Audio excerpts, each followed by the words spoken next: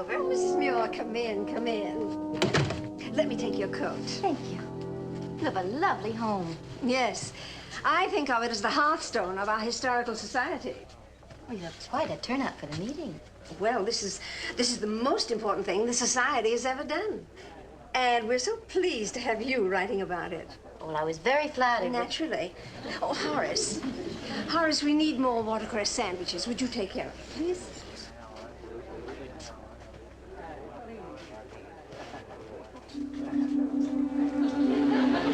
Put that down. There was a time, long since gone, when a man who had a sextant and a compass could go anywhere in the world. Provided, of course, he also had a ship. Captain, can anyone see you? Only you have that pleasure, dear lady. Then why are you here? For the same reason that this unlikely crew is here. To honor... No one can hear me except you. To honor Schooner Bay's most illustrious forefather. And we all know who that was. Or is. People, meeting's been called to order.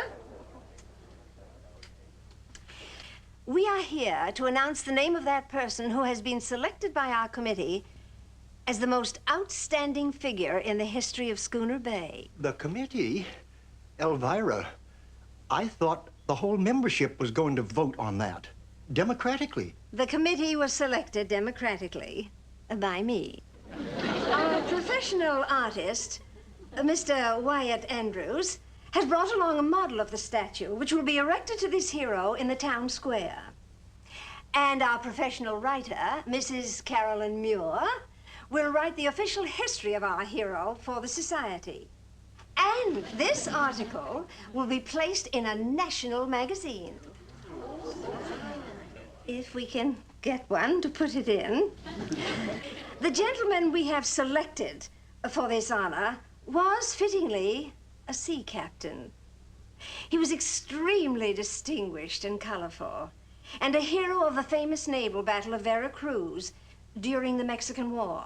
And now, without further ado, as Mr. Andrews unveils his model, I will announce the name of our heroic ancestor, Captain Horatio Figg.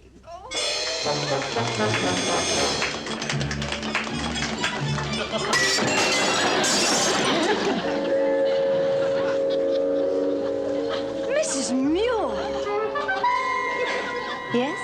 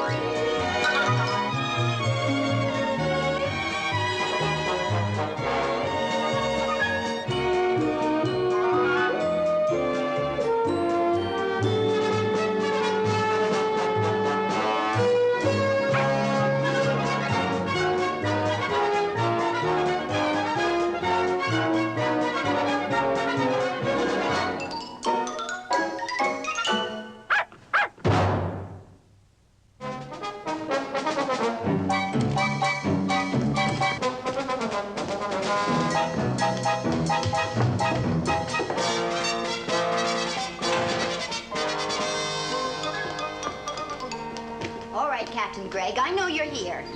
Our perception is improving. But my temper isn't.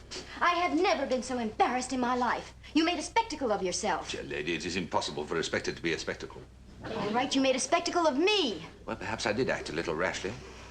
But must you make a tempest out of a teapot? You acted like an ill-tempered hothead. I was perfectly cool. I merely threw the blasted teapot at the blasted statue of that blasted fool. Is it possible that you're also jealous because they didn't pick you? That was their first mistake.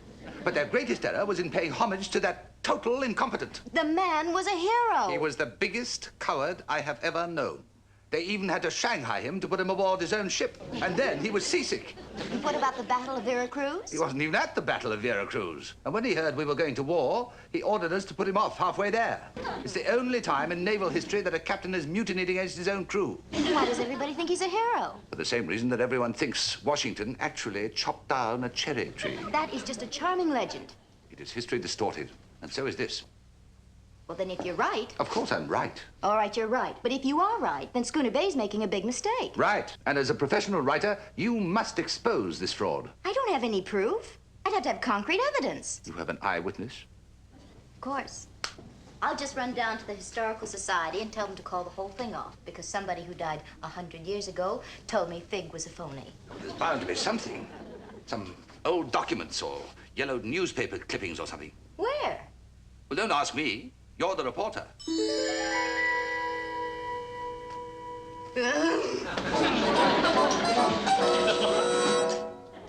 Morning, everybody. Oh, good morning. Morning, Mom. Morning. Just toast and coffee for me, Martha. I'm in a hurry. Where are you going, Mommy? I'm going into town to do some research on an article I'm writing. The one about that phony Captain Fig? Jonathan, where did you ever hear a thing like that? Scuttlebutt. But you shouldn't make an accusation without having the facts. You should know he was there. Who? Captain Gregg. Mommy, he's doing it again. Stop teasing your sister with those ghost stories. But But no buts. You eat your breakfast. Martha, where's my toast? Well, I put it down in front of you. Well, it's not here now. Scruffy, did you take my toast? Bad talk. You shouldn't make an accusation without having all the facts. I'm terribly sorry about last night. Well, it was an emotional moment for all of us. You're very understanding. But I must say that smashing my teapot was an unusual way of displaying your emotion. I'll be very happy to replace it. Oh, indeed, I wouldn't think of it. After all, how could you? It was an irreplaceable heirloom. Well, I hope I can make it up to you by writing a very good article. Ah, yes, the article. That should be an easy task, considering the subject. Dear Captain Fig. Before I start writing, I'll have to look at all the documented evidence. For research, you realize. Well, you've certainly come to the right person. You know who I am, of course. Of course. Who are you? It so happens I am Captain Horatio Fig's great-grandniece. Ah! Aha! You certainly are a tense woman. I'm just impressed. Naturally. And it's largely due to my efforts that the captain is finally going to get what he deserves. And I'd like to be the one to give it to him. Now, I realize that you writer people are an impressionable breed. So I feel I must warn you that there are those in the town who are a bit disgruntled by our selection of the captain. At least there's still some sanity left in Schooner Bay. Pay them no heed. They are merely jealous. You must have some very interesting souvenirs of your ancestor. Souvenirs? Oh, my dear. My collection of Fig memorabilia belongs in a museum. Or a sideshow? This is his ship, the Marlin. We used to refer to it as the herring. I can just see him standing on the bridge with his telescope. You just see him hiding in the bilge with his bottle. This was just after the Battle of Vera Cruz. Look at the fire in those eyes. Naturally. He was hungover. When duty called, he did not hesitate. That phrase was coined when the captain was lost at sea. He was always lost at sea. That's going to be on the base of the statue. When duty called, he did not hesitate. These are interesting. Oh, those are his medals, won in numerous campaigns. Numerous poker games. Miss Grover, it would help the article tremendously if you had any written material on Captain Fig, such as old newspaper clippings. Well, Schooner Bay didn't have a newspaper until the 1850s, unfortunately. Or conveniently. But I have something better. The captain's own journal of the Battle of Vera Cruz. Really? Of course, it ends abruptly when he was lost at sea. That's when he jumped ship at Jamaica. May I see it? It's my most prized possession. Oh, but it would be of invaluable help to the article. Well, I guess you could take it for a short time, if you're very careful. Oh, here's something about Captain Gregg. Who? That's the man who built Gull Cottage. Oh, yes. Read it. Read it. August 12, calm sea, Midshipman Daniel Gregg on watch. I'm getting tired of the smart remarks that come out of that impertinent good-for-nothing.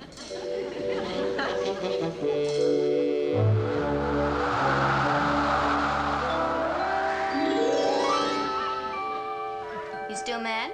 I am not mad. Esther. I am not mad. I believe you. No, you don't. All right, then I don't believe you. That's what I thought. So I'll tell you why I'm not mad. My suspicions are finally confirmed. You're not listening. Yes, I am. But I've heard the same thing before, and besides accusations without proof. The whole thing is an insidious hoax perpetrated on an innocent community by an insipid descendant. Captain Gregg, I have no reason to doubt Miss Grover's sincerity. And everything I've read in this journal backs up everything I've heard. Bilgewater. The journal is a blatant prevarication. Oh, you're not content to call Fig a drunk and a coward. Now you're calling him a liar. Of course he's a liar. Do I look like an impertinent, good-for-nothing? Still mad. Mrs. Muir, I don't give a flying jib what Horatio Fig thought about me. All I care about is the truth. And all I care about is the truth. Therefore, I don't give a flying jib what you think of Horatio Fig. Blast it all, woman. Put down that piece of cheap sensationalism and listen to me. Fig did not die at sea. He was seen around Schooner Bay after the Mexican War. And he was no hero. No one in town would even talk to him. Oh, well, then if he came back here, he must have died here. Of course he did. Then why isn't he buried in the town graveyard? Well, don't ask me. That's for you to find out. After all, it's your article. If you had any integrity as a writer... All right. I'll go talk to Claymore. Claymore? Well, he's the town clerk. If Fig died here, he must have a record of it. That's a typical piece of female logic, isn't it? Oh. You don't take my word for it as an expert on dying. So whom do you ask? Someone who's a failure at living.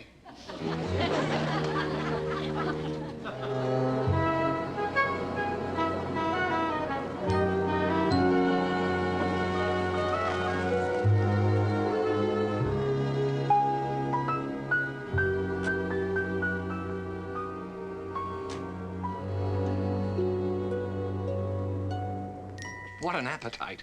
Remember, you're not a St. Bernard.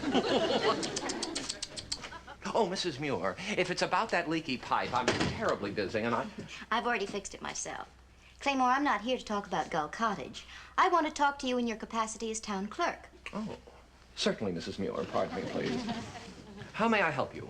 Well, I'm doing an article on Captain Horatio Fig, and I want to look at the death records for the middle of the 19th century. Oh, well, they're all right here, Mrs. Muir. Of course, there's a $10 fee. $10? Well, since you're a client, how about $5? Well, it's to cover the overhead. What overhead? Well, there's an awful lot of work involved in the post of town clerk, Mrs. Muir. Why, these records have been meticulously filed by alphabet and by date with cross-references and indexes. Why, then all you have to do is open a drawer. $2. It's a matter of principle. Principal or a bribe? A bribe? Why, Mrs. Muir, Claymore, I was only fooling about the bribe. Fig. Farmer, Ferber, fiddler. Fig, found it! Let me see it. Prudence Fig. Died childless. Must have been his mother. It's got to be here somewhere. It's not here. I wonder if you could have filed it under Horatio or Captain. Well, nobody would file it like that. He would. All right.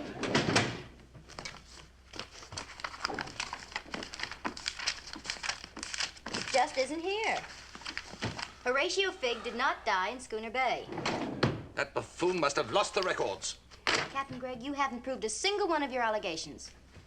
I have an article to write, and I'm going home to write it.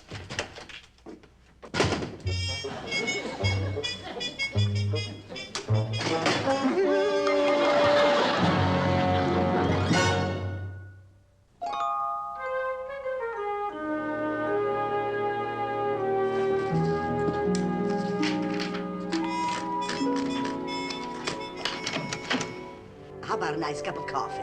No, thank you, Martha. Oh, I forgot to ask, what would you like for lunch? I've just decided to skip lunch. Well, now, that's not good for you. All right. I'll have 2 dinners. Oh, now, you shouldn't try to write on an Thank empty you. stomach.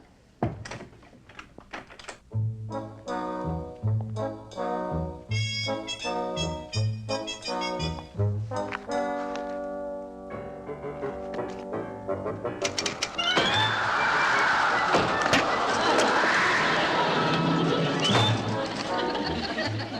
Gregg, would you please stop this at once? You're behaving like an immature child. Don't you think it's time you admitted you were wrong?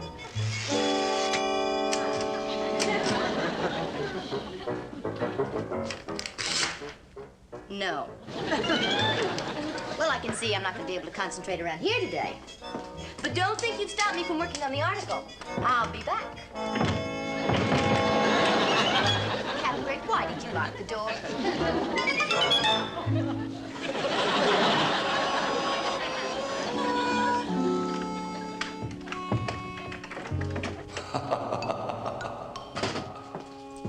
Hi, Martha. Hi, feeling better? Much better, thanks. I took a nice long drive and worked out the entire article in my head. Now all I have to do is put it on paper. It'll be easier to read that way. Oh, before I forget it, Miss Grover called 5 or 6 times. What'd she want? Well, I don't know, but she sounded like she just found a red corpuscle in her blue blood. I better call her.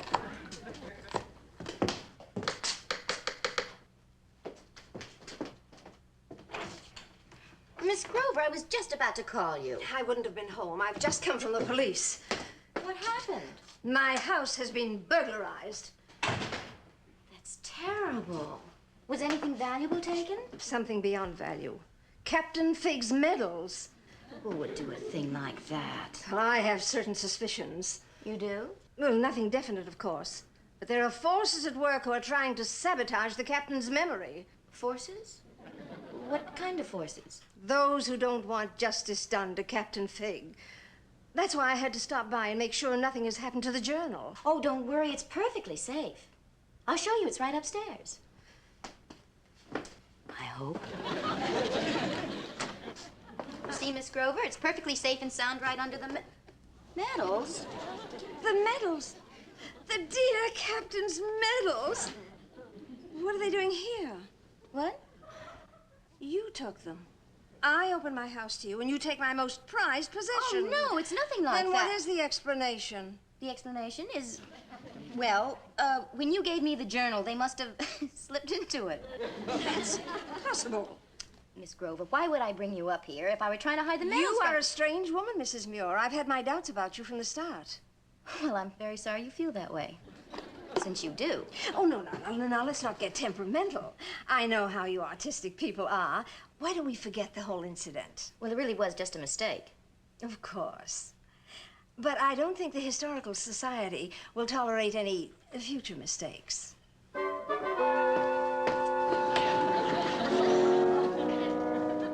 You talk about my integrity, you have none at all. If you can't have things your own way, you'll do anything to sabotage me, even steal. Madam, I am not a pirate. I fully intended to return those medals as soon as I had proof that they were fraudulent. Are they? That is not the point. Are they?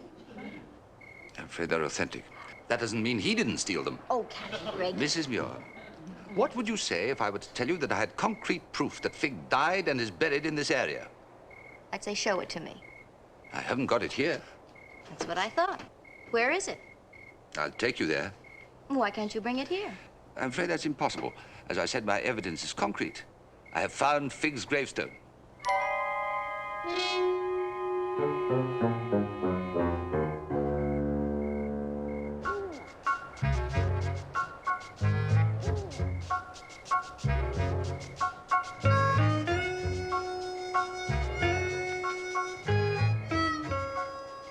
Who lives here? No one now. It used to be the Figg home. But the family moved into town 75 years ago. You say Figg is buried here? Yes, right over there.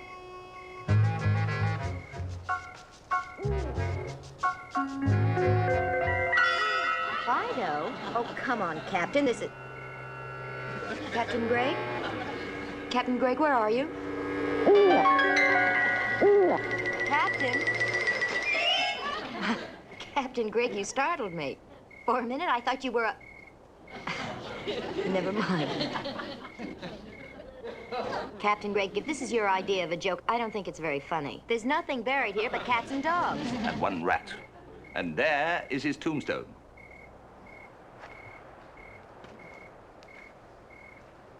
It is here. Captain, I don't know what to say. Well, an apology might be fitting. I do apologize. This proves he didn't die at sea. Not only that, but they considered him so low, they stowed him away among the animals. That's rather sad, isn't it? Yes, sad for the cats and dogs that had to be buried next to him. Always sad when a legend is destroyed. There's something else written here. Don't read it. It's probably obscene. It's an epitaph. When duty called, he did not hesitate. What? That's the same phrase that was on his portrait. Do you know what that means? Yes, that Fig carved his own tombstone. Oh, Captain, why don't you give up? Even if he didn't die at sea, this proves he obviously was buried as a hero. What, out here?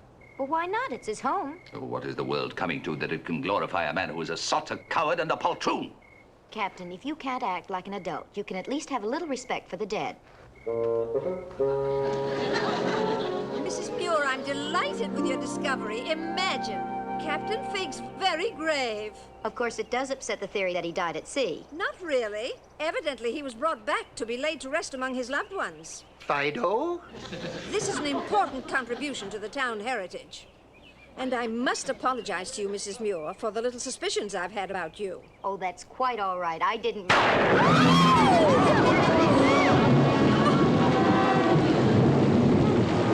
That's odd. The sun is still shining, and it doesn't seem to be raining anywhere but here. We seem to have our own special dark cloud.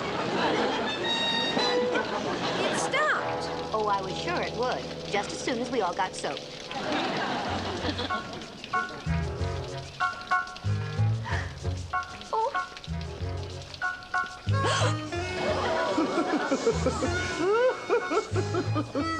Oh, Miss Grover, What is it? What happened? I think Madam Chairman should see this with her very own eyes. Miss Grover, the epitaph. Look, but the storm's cleared away. There's another line there. When duty called, he did not hesitate. He ran like hell. Raging gale and flogging canvas made old salts of them in a hurry. And then the ship began to come apart, plank by plank. I had just decided Mommy! just reached the most exciting part of the tale. Mommy! That young scamp should have been bedded down and asleep half an hour ago. I'll only be a moment. He's becoming as spoiled as a flounder in the sun. Is it really true that Captain Fig was a phony after all? Yes, Jonathan. The scuttlebutt was right. You know, it'd be really neat, Mom. What? If Schooner Bay put up a statue to a real hero, like Captain Gregg. Good night, Jonathan. Good night. That's a fine lad you raised there, Mrs. Muir. Bright and lovable. That's a fine lad.